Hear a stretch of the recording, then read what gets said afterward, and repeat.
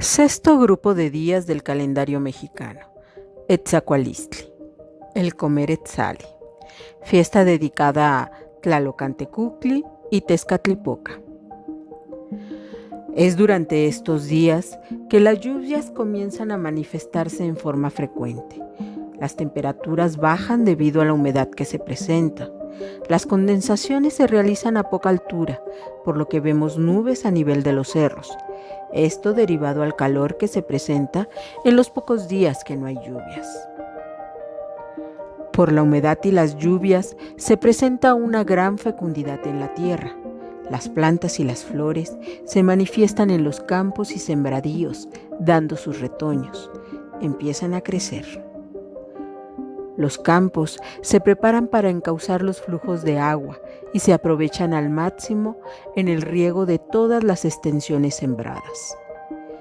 Esta veintena llega con el comienzo del solsticio de verano, en el cual podremos observar cómo el sol está a la extrema derecha del poniente viéndolo de frente.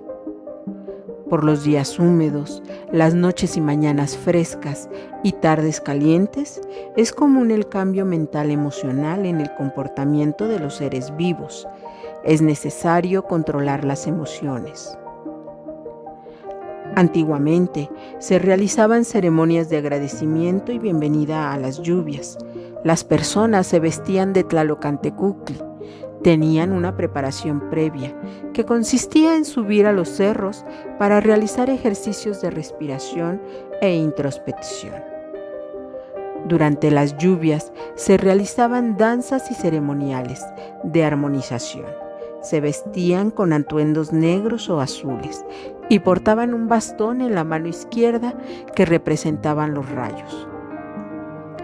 El etzali es una comida hecha de maíz cocido y muy amarillo. Se hace con los primeros maíces y granos de frijol que en este tiempo se dan. Son una especie de tamalitos, los cuales tienen la característica que se les mete a una orilla con los dedos quedando en forma circular. Este alimento se compartía durante toda esta veintena. Los niños realizaban figuras de Tlalocantecutli hechas de caracoles, conchas y piedras de minerales, las cuales en un día de lluvia echaban a los mantos acuíferos.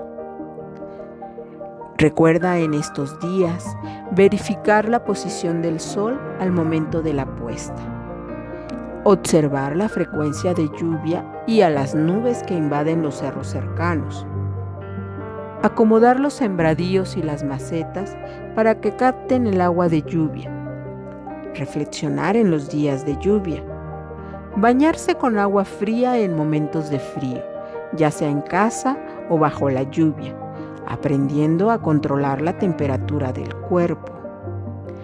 También recuerda hacer alguna artesanía con tejido, tener actividades y juegos de destreza mental, comer etzali, tamales y atole.